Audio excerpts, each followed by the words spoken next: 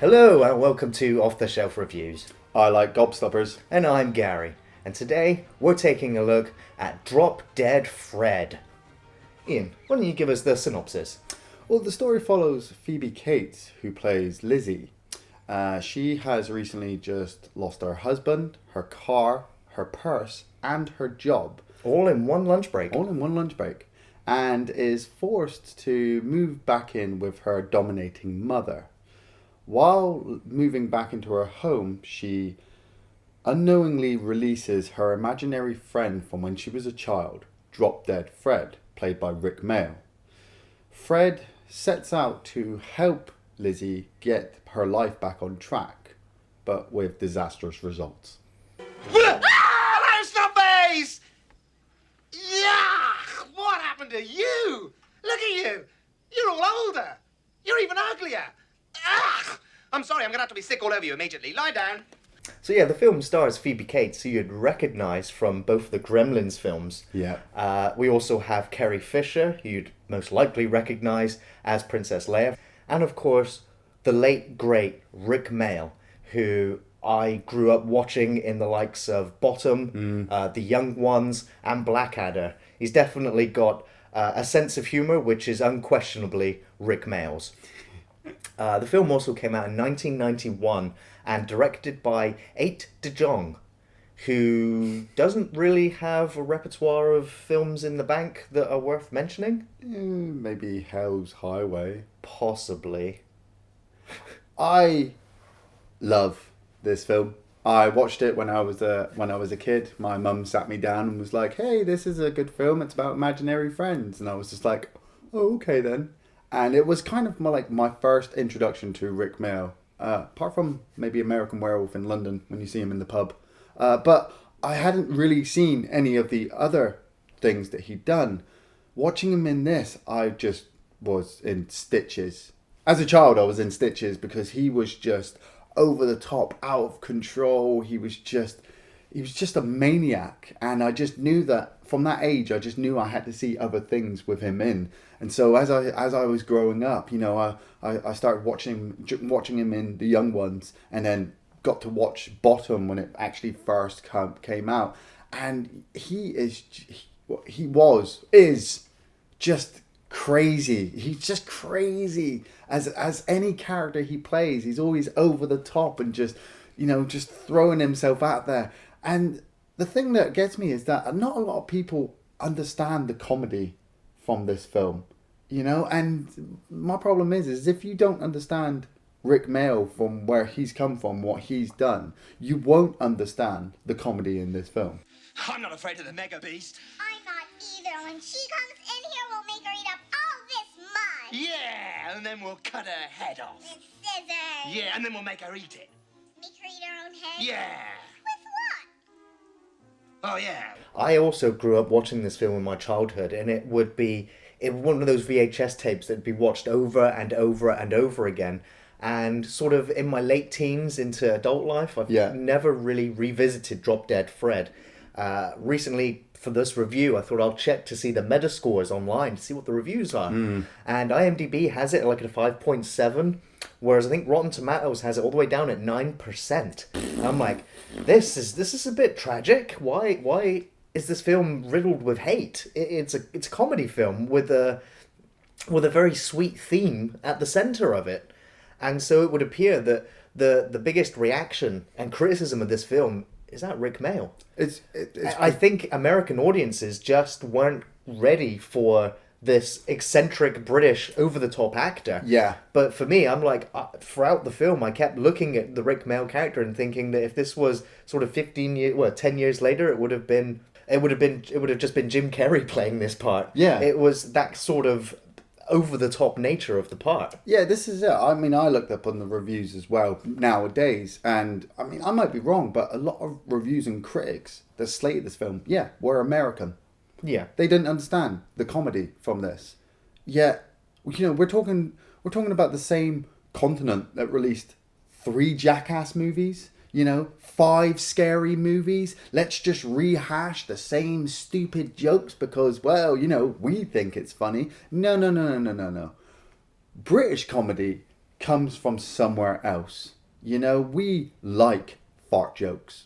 We like nose picking. We like, you know, just people pretending to vomit all over the floor because you believe it. Yeah, it's funny. You know, the guy, Rick Mayall, he just is so eccentric, and I think that's the issue sometimes with comedy, is that you have to have that eccentricity. I think that's a word. Yeah. You know, to actually back up the jokes that you're trying to put across, because the joke is over the top, so you have to be over the top. Where is the dolls? I want to play with the... Aha! The dolls! Hello, Jemima. Hello, Angelique. Hello. You're gonna die. Ah! Oh! Ah! Mr. Pooh! Hello. You die too. No. Yes. Ah! So let's look at the film. The introduction, I will say, is pretty fantastic. I haven't seen an introduction like this since perhaps the introduction to Super. Yeah. I love the fact that it's all done in childlike crayon illustrations. Yeah. And so you get to see all of the writers, directors, producers, and it's just, you know, you got the pirates, you've got the guy being rolled into the camera. It just puts you in the right frame of mind to get into this film. And then, of course, we get the mother reading a bedtime fairy tale to her daughter. And you know what sort of film it's going to be with this priceless response. She was a good little girl. If she had been naughty, the prince would have run away.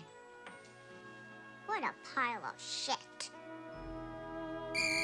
So after we've been introduced to Phoebe Cates properly, we've seen that she's had a horrible day at work. Her life is coming down around her.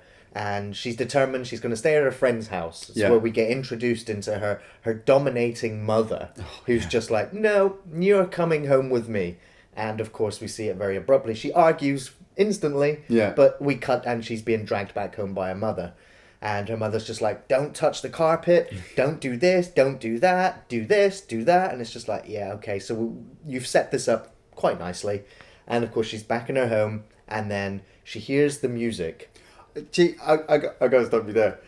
The beginning, I forgot how sinister it is. It's kind of a bit like Nightmare on Elm Street. You know, I got a flash of Nightmare on Elm Street with the house, the mother. The fact that, you know, they're starting to remember Fred, you know, and much like Freddy Krueger, they start to kind of give him life, so he starts to come back. And it kind of builds up to that little sequence where the little girl's in bed and you see Fred's hand come out and smack her right on the head.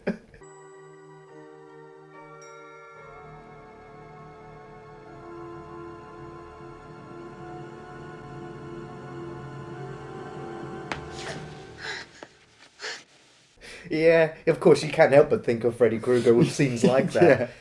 But there's another weird moment, is that after Fred has been released from the box, and you've now got grown-up Lizzie sat there, and he just looks at her and goes, so you're grown up now? Great! And I'm just like, oh dear, where's this going? And then he's just like, no, there's loads of grown-up stuff to smash. I'm just like, right, so he is literally, the character of Drop Dead Fred is a 5-year-old trapped in a man's body. That is essentially his character. I got some dog poo right here.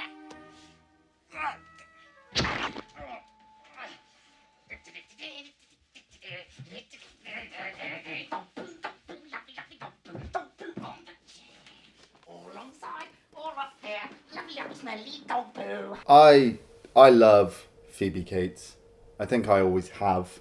I mean, the first time I saw her in Gremlins and Gremlins 2, I loved her acting in that, with the fact that she always had these negative stories going along in these weird kind of horror comedy films, and I didn't know if I should feel awkward or burst out with laughter. I remember her majorly from her scene in Fast Times at Ridgemont High, where she has the great pool scene in that.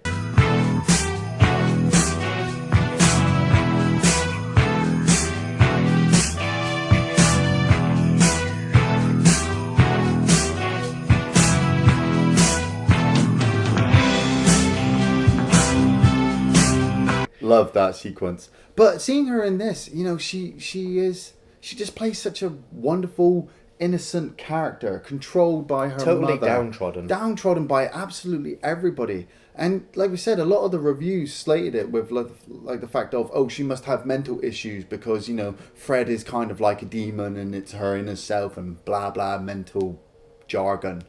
To me, Fred has always been there to protect her.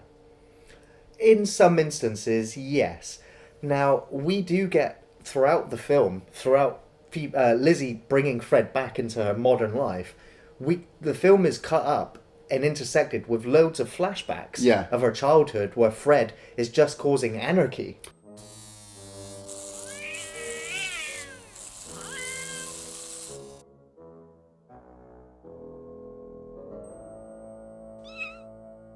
Yeah, we see lots of flashbacks of her as a kid, but she wasn't acting out. I mean, you know, her mother was dominating. You know, there was always arguments between her and Lizzie's father, which were just unneeded. You know, the mother just wanted to control everything. And I suppose Fred, from Lizzie's part of mind that wanted to rebel, was just wanting to fight against it. But you could just tell there were just lots of scenes where he did, cause trouble, you know, make her act like a child instead of being forced to be just like her mother. And there's that wonderful scene where he does wake her up as a kid and they put on burglar jumpers and they're going around and they're stealing stuff, which obviously is completely wrong. But when the police turn up and Fred's up in the tree and he's got Lizzie there was just this really nice kind of, you know, I'm here to protect you kind of, you know, I'm going to help you grow up to be yourself. Maybe Mommy's right. I never do anything right. So what? What are you saying that for? You're great. She's not. She's always fighting with your dad. She's always calling you horrible things. Look, you've got to be what you want to be. Don't you ever be like her. And then when he comes back, when she's older, you know, I look at it as the reason why he's come back is because she needs him. Yeah. She needs him to show to her that, you know, okay, you don't need to be scared of your mother. You need to tell her this. Your husband is a complete dick. I hate that character. You know, I actually have problems with all of the characters in this film not behaving like real human beings. But then again, I'm going to say that this is a fantasy film in a fairy tale setting anyway, because no one behaves rationally or normal in this film. Well, some of them do, but it's obviously the way that they look at Lizzie and they're just like, we can do whatever we want to you because, you know, you're so downtrodden, we're going to force you into these positions. Like her husband, Charles, you know, he walks out on a 2-3 year marriage for some other woman and then... You know, it frustrates me that she's still so smitten and in love with him, despite the fact that he's just using her. But this is it. In real relationships, that sometimes happens. That's you know, true. They get played off against each other. The mistress and the wife, and the guy is like, yeah, I've got everything. I mean, it just seems like she has some kind of bizarre Stockholm syndrome. Yeah, that might have been brought on by her mother. Exactly. You know, her mother was unable to control her husband, so Lizzie kind of feels that maybe, you know, she needs to keep her husband in check because, you know, she doesn't want to be like her mother. But now you've also said that the film has had a lot of criticism of people looking at this film as an analysis or a breakdown of people with mental health issues. Yeah, you're reading way too much into this because there's not enough material in the film for you to even really read into that onto any great depth. Yeah, and at the same time, to me, Fred is real. Yes, yeah. The film for me is total fantasy. Yeah. And in the film sense, Fred is very real. You can tell that by sort of the sort of twist that comes halfway through the film, where the mother's taking Lizzie to see a psychiatrist. Yeah. And the psychiatrist is like, yeah, we deal with this before. Case in point, you see the waiting room is filled with imaginary friends and all these other children that have been brought there by their mothers that are not able to cope with them. Yeah. And so they're given the cure-all pill, which, you know, will just remove that part of your brain from creating this thing. So it does sort of play in the fact that, so is it psychological that she can remove him? She's given a placebo and that will force her to not need Fred anymore. Yeah. And she's determined she's going to get her life back on track without him. And she just falls straight back into the trap of conforming, dressing like her mother, looking like her mother, and going straight back to Charles. Yeah. I was sat watching this film, and I was just like, unlike Fincher's Fight Club, Tyler Durden doesn't exist. He is the part of Edward Norton's mind that Edward Norton wants to be. Lizzie doesn't want to be Fred. No. But Fred... But she needs Fred. She needs Fred to help her overcome all of her fears. I mean, she says that later on in the film, that she's afraid to be alone, and she's afraid to be alone. So this is why all these people hate on her and push her and stuff like that. She still wants to keep them close because at least she's got somebody. And Fred's just like, you don't need them. Yeah. You don't need them. You have me. You have Drop Dead Fred. See, you brought up the father, Lizzie's father, and that was sort of there's a lot of flashbacks that don't really have any point. They're just sort of, they're filler comedy sketches, Yeah. like little vignettes. But the scenes with the father figure are quite important because he's actually looking out for his daughter in quite a few instances, but he's overpowered by his wife at every turn. And we see him storm out of a couple of scenes, and he's never really mentioned in the modern day or the present day. Yeah. And so it sort of leaves me the impression that maybe he just wasn't a good enough father. And you also might notice that he also has a British accent. Yeah. Which might explain why Fred also is a British actor, because he's sort of like the surrogate father that a real father's just not able to be. Even though he comes across as a loving parent, he just wasn't quite good enough. Daddy, how about we throw Mommy out the window? It won't hurt her. She'll land right in the gradiolis. You shouldn't say things like that about your mother. She might cut your head off. All of these imaginary friends are turning up to help these children which are being controlled or in an abusive environment. Yeah. So these imaginary friends are like guardian angels in many sense. Yeah, I mean, it's like Fred says later on, I can't go home yet. So that says to me that all these people come from an imaginary world. Yeah. And they are brought here when they feel that they are needed to protect a child, or the child is alone and kind of needs a friend. Yeah. But, at the same time, I'm getting quite emotional now just thinking about Rick Mayall, because I just watched this film and he is just the star. I like I said, I love Phoebe Cates, and I love the playoff between them two. There's that scene where they're in the kitchen and he's talking to Lizzie, but Lizzie's trying to ignore him. But at the same time, she's retaliating by telling him to piss off. Well, you want me to go away? All right, fine. Well, say the magic words and I'll piss off. Piss off. Gotcha! Those weren't the magic words. What did you say to me? She told you to piss off. What are you, deaf? Now, she's kind of rejectful of him Yeah. because in sort of the present day, that's where sort of the humour's coming from, is that having these things happen to her in the present day, you can sort of excuse it as a child. Yeah. But when she's having dinner with Mickey Buns and Fred is just there, just making her pour the drink on her lap or throw her plate across the room, and it's just like, it kind of seems like horror moments. Yeah. But at the same time, it is quite funny to watch. Yeah. I love all the actors trying to carry on their scenes while trying to ignore Rick Mayall. Just the scene in the kitchen, the scene in the boardroom, just the scene in the restaurant as well. He is there. He's actually on set being crazy, but the actors are just stone-faced, pretending that they're not seeing him. And then obviously you're getting a cut where he's invisible and all this other stuff is happening and they're carrying on. I really like the scene when she's in the mall. Yeah. And she's been telling Fred, I don't want you anymore. I'm a grown woman now. I don't need you. Go away. And so he's like, yeah, fine, I'll go. And then she sits down. She's realised she's been talking to herself and loads of people are watching her. And she sits down to watch the musicians playing. And all of a sudden you can hear the violin just way out of tune. And she just goes over and starts beating this woman with her handbag, breaks the instrument. You're just like, oh, Fred, you are an anarchist. I asked you nicely.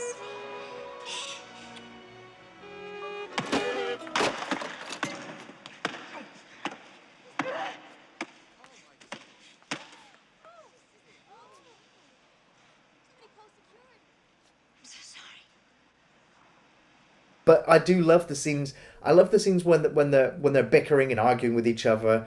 Some of those scenes work. Some of them, I will say, do not. But at the heart of and soul of the story between the two characters, when it becomes meaningful, those scenes really do work. Yeah, yeah. There is a lot of obnoxious, crude, and humor in this film that doesn't always work. There are also a lot of scenes with Fred that may not have aged very well today. No. This is an early 90s film. And so, watching Rick Mayall slide down the banisters and smack his crotch into the thing, it's just like, yeah, okay. Watching him, run in front of a fire truck, it's just like, yeah, okay. So there's a lot of things that didn't make me laugh, but there's a few things that I'd forgotten that made me laugh out loud all over again. See, the only issue I had with the film was when she sneezes.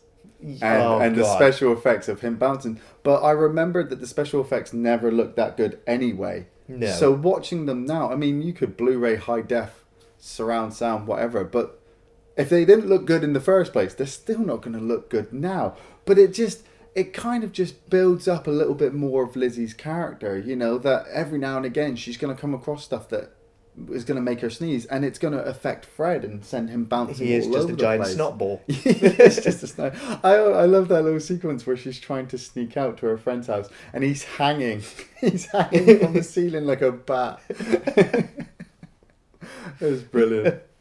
Speaking of terrible special effects, there's a scene in the kitchen Yeah. when the Mega Beast traps Fred's head in the fridge. Oh, I love that scene. And you see him yanking and pulling and struggling to pull his head out, and then he has the giant head. And it just sort of reminded me of Army of Darkness, when you've got Ash with the sort of distorted headpiece. Yeah. But it does look pretty terrible. I mean, you have the humorous scene where he's there trying to squish his head back together. My head! The mega bitch squashed my head! The bitch! She squashed my head! The evil one reigns supreme! Like I said, you won't get the comedy in this if you don't understand Rick Mayall. At the same time, with this film, if you're sitting down to watch this film as an adult, you will hate on Fred. You will hate on Lizzie. And you will stand there next to the Mega Beast, and Charles, and be like, yes, well, this is what life should be like. But if you're on, say, the cusp of becoming an adult, you're still a teen and you're wanting to hold on to being a child, this is one of those films that will make you giggle, will make you laugh, will make you remember that, you don't have to be an obnoxious, responsible jerk-off just to get older. You hold on to your inner child and you might actually, see some fun in life. Absolutely. That is pretty much the undercurrent themes of the film.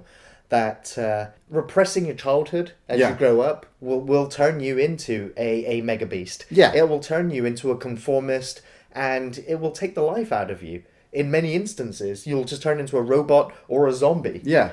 So the film is very much about rescuing your inner child, and that it's okay to be who you are. Yeah. And it's a very sweet moment when she sort of has that realization towards the end of the film. There is also another theme that pops its head up throughout the film, and that is of loneliness. Now, of course, if you're lonely, you're going to create imaginary friends. So we see that Lizzie is a lonely child. She's an only child. We see that the mother, come the end of the film, acknowledges and confesses that she's also lonely. Yeah. And there's other characters throughout the film which are looking for just somebody who they can connect with. Yeah. And so there are other small layered themes within the film which, if you look into more deeply, you can get a bigger sense of what the film is about. I will say though that the whole film is a big fantasy.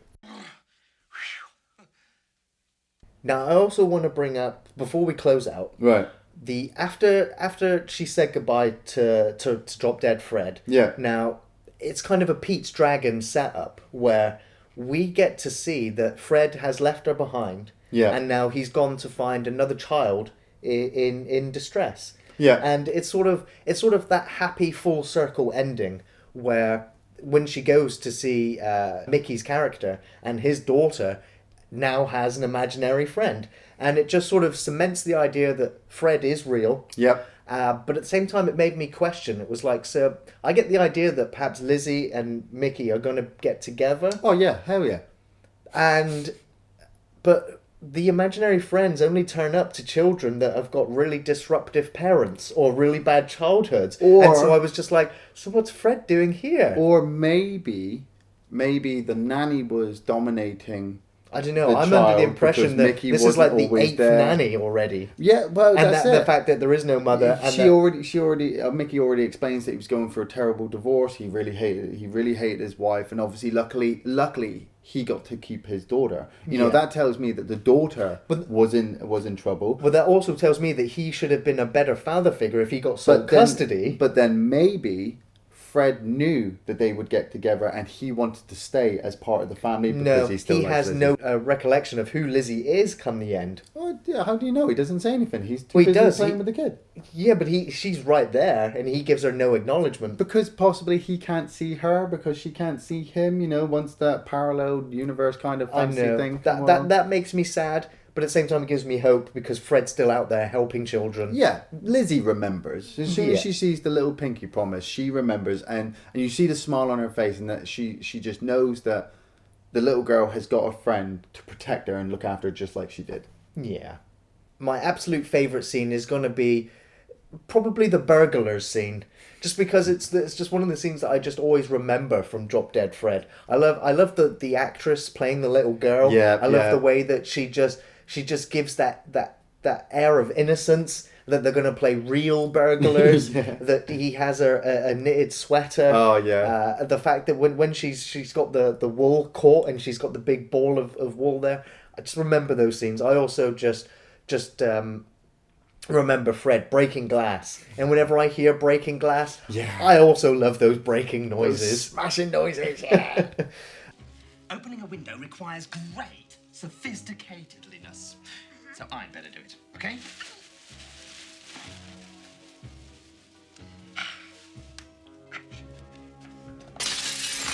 Oh, I love those breaking noises. I just love his energy, and he just exuberates life and innocence in a very bizarre way. Wait a minute.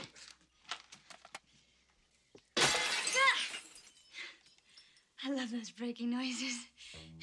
Let's go. Me, my favourite scenes, I'm going to be really immature and childish here.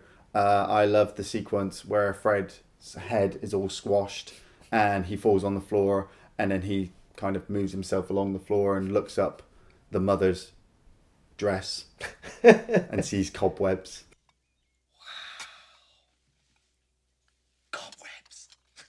I love the sequence where he's at the dinner party and he slides along the floor and looks up Bridget Nielsen's dress.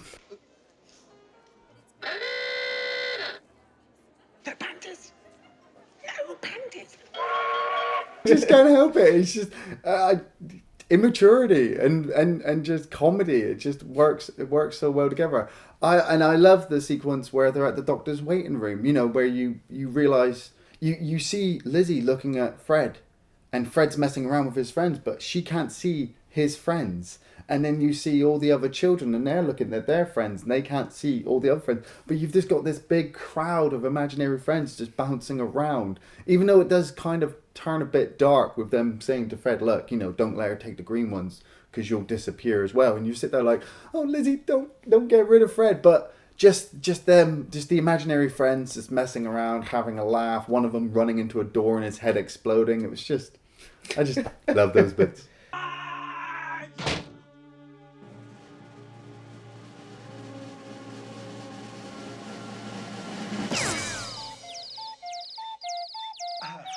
There are some very memorable moments in the film, and I will say that they all come from me having experienced this film as in my childhood. Yeah. Growing up watching this film, leaving the film behind as I actually grew up and become an adult, and now revisiting the film, it's lost a lot of its punch. A lot of the humour has waned over time. I'm really, really torn between recommending it and not recommending it.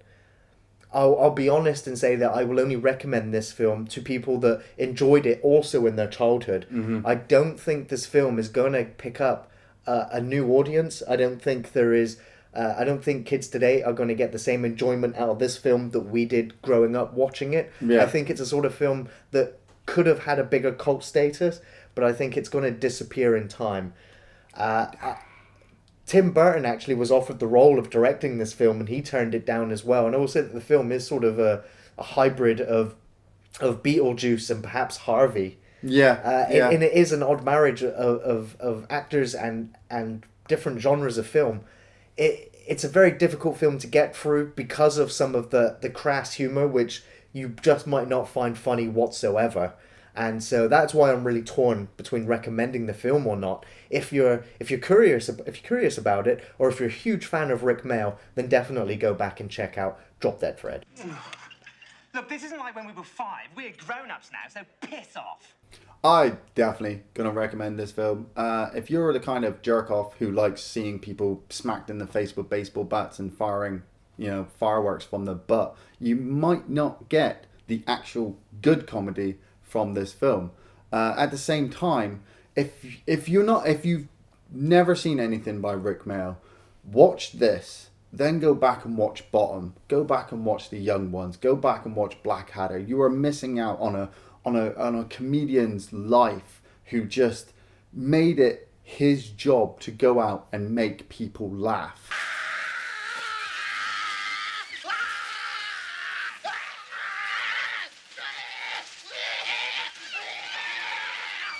Even if you sit there going, oh, well, the comedy, that's not really comedy, it's stupid, I don't like it, then go stand by the Mega Beast and, be over there. Don't fucking talk to me. I want to see just Rick Mayall being Rick Mayall. I will say that I got really choked up at the end of the film when Rick Mayall turns to the camera and says, "Now I've got to go." Oh. I get choked up because I know that I'm saying goodbye. Goodbye.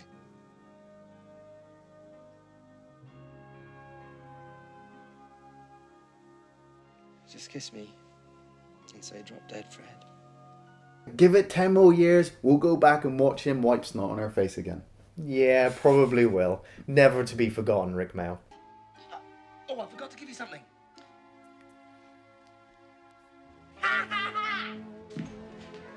Thanks for watching Off the Shelf Reviews.